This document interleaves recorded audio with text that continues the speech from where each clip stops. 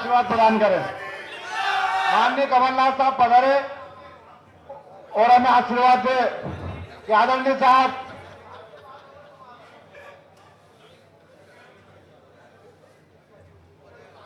साहब हमें आशीर्वाद प्रदान करेंगे।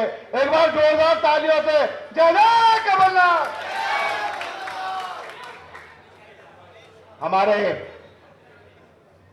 सफाई कर्मचारी प्रकोष्ठ के अध्यक्ष जयराज सिंह चौहान जी, पीसी शर्मा जी, शेखर जी, गागा जी, जेपी कनोपिया जी, सभी यहाँ, सुरेंद्र चौधरी जी, सभी यहाँ उपस्थित सफाई कर्मचारी प्रकोष्ठ के सदस्यगण, आज बुद्ध पूर्णिमा के अवसर पर आप सबको बधाई और बहुत बहुत शुभकामनाएं। सफाई प्रकोष्ठ बनाने का फैसला क्यों लिया कि सफाई कर्मचारी दूसरे प्रकोष्ठ से, दूसरे विभाग से जुड़े रहते हैं और उनका ध्यान हमारे सफाई कर्मचारियों पर नहीं जाता। सफाई कर्मचारी से जुड़े हुए लोग जो हैं हर मोहल्ले, हर घर से जुड़े हैं और सबसे गरीब भी है। तो विभिन्न जातियों में सफाई कर्मचारी की उपेक्षा होती है। इसलिए यह फैसला किया कि हम एक अलग सफाई कर्मचारी प्रकोष्ठ बनाएंगे ताकि आपकी पहचान बने, आपका सम्मान हो। हम आपका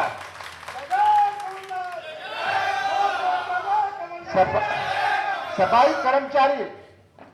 कर्मचारियों के सम्मान के लिए यह प्रकोष्ठ बनाया गया है। ये इसका लक्ष्य है। आप सब यहां आए अपना घर छोड़ के, अपना काम छोड़ के, परिवार छोड़ के, क्यों आए? यहां कोई पुरस्कार तो मिलना नहीं। आप आए क्योंकि आपको कांग्रेस के प्रति निष्ठा है। आप आए क्योंकि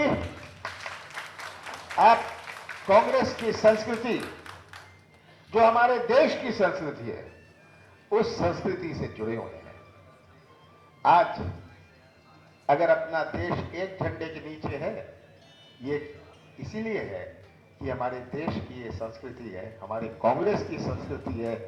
हर धर्म, हर समाज को जोड़ के रखने की ये हमारे देश की संस्कृति है। ऐसा कोई देश नहीं है। मैं हमेशा ये बात कहता हूं कि हम कभी ये बात भूल जाते हैं। ऐसा कोई देश विश्व में नहीं है जहां इतने धर्म, इतनी जातियां, इतनी उपजातियां, इतनी भाषाएं, इतने रस्म, इतने त्योहार और इतने देवी देवता है। ऐसा कोई देश विश्व में नहीं है और यही हमारे देश की महानता है कि एक इतना बड़ा देश, आप देख रहे हैं छोटे छोटे देश बिखर जाते हैं। जहां इतनी अनेकता हुई, जहां इतनी विभिन्नता हुई, रूस, यूएसएसआर बिखर गया, याद है? सोवियत संघ बिखर गया। अनेकता थी, विभिन्नता थी, पर संस्कृति नहीं थी। जो कांग्रेस के पास संस्कृति है, जो अपने देश की संस्कृति है, हमें यह बात याद रखनी है कि अपने देश की यही सबसे बड़ी महानता है। बाबा साहब अंबेडकर के सामने ये चुनौती थी कि ऐसे देश में जहां इतनी अनेकता है, इतनी अनेकता है, इतनी विभिन्नता है, कैसा संविधान बनाए? ऐसा संविधान बनाए कि हमारा सबसे कमजोर वर्ग सुरक्षित रहे। बाबा साहब अंबेडकर ने जो संविधान बनाया, ये पूरे विश्व में आज प्रसिद्ध है, पूरे विश्व में प्रसिद्ध है, केवल अपने देश में ही नहीं। बाबा साहब अंबेडकर ने जो अच्छी और इतनी बढ़िया संविधान बनाया, अगर गलत हाथों के हाथ में चला जाए, गलत लोगों के हाथ में चला जाए, तो क्या होगा? ये आज सोचने की बात है। कैसे आज हमारे संस्कृति पर आक्रमण हो रहा है, कैसे आज हमारे संविधान को दबाया जा रहा है। आज प्रश्न कांग्रेस का नहीं है, आज प्रश्न देश के भविष्य का है। आज प्रश्न हमारे नौजवान, आगे आने वाली पीढ़ियों के भविष्य का है। कैसा देश हम आप उन्हें सौंपेंगे अगर ये संस्कृति नहीं टिकी रही? बांट तो सकते हैं, आज धर्म के आधार पर आप बांटेंगे, कल समाज के आधार पर बांटेंगे, आप भाषा के आधार पर बांटेंगे। ये शुरू हो गया है, आप पढ़ रहे हैं, तमिलनाडु में शुरू हो गया है। बांटो बांटो, राजनीतिक दृष्टि से बांटना शुरू करो।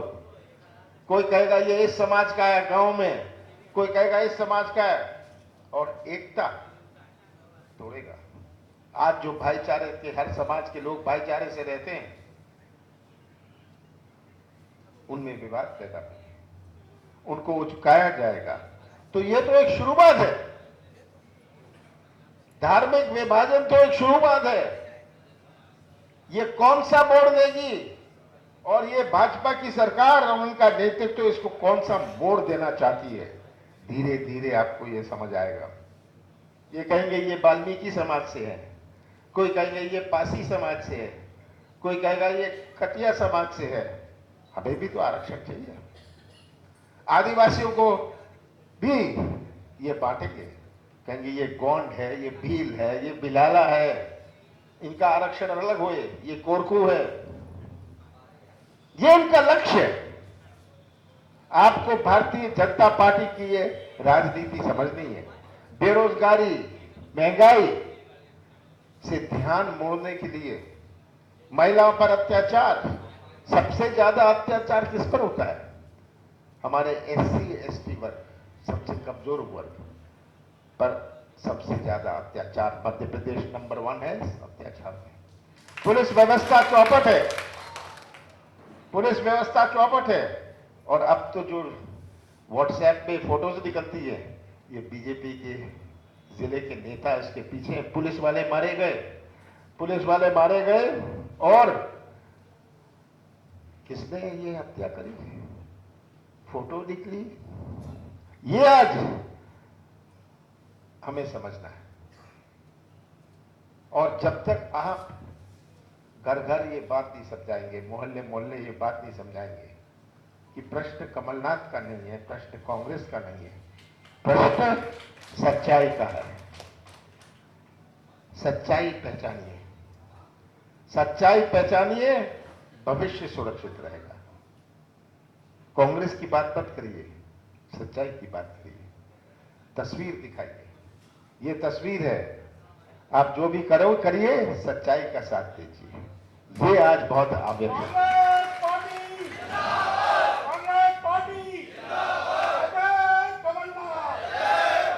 आपके ऊपर बहुत बड़ी जिम्मेदारी है, एक कांग्रेस सदस्य के नाते नहीं, पर समाज की रक्षा करने की, समाज की रक्षा करने की, भविष्य की रक्षा करने की जिम्मेदारी आपकी है।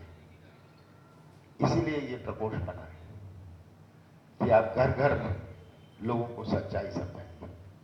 कांग्रेस का तो इतिहास है, कांग्रेस की तो संस्कृति है, वो तो लोग जानते हैं। नई पीढ़ी को समझाना है। आज का नौजवान जो भटक रहा है, आज का नौजवान जो मध्य प्रदेश का निर्माण करेगा भविष्य में, अगर उसका ही भविष्य अंधेरे में रहा तो कैसा निर्माण होगा मध्य प्रदेश का? ये आज चुनौतियां हमारे सामने। तो मुझे पूरा विश्वास है कि जिस निष्ठा से आप ये आए हैं, जिस निष्ठा से आप ये कांग्रेस ऑफिस में आए हैं, ये निष्ठा जो आपको खींच के लाई है, ये निष्ठा अब घर घर, मोहल्ले मोहल्ले में जाएगी, आपके माध्यम से जाएगी। और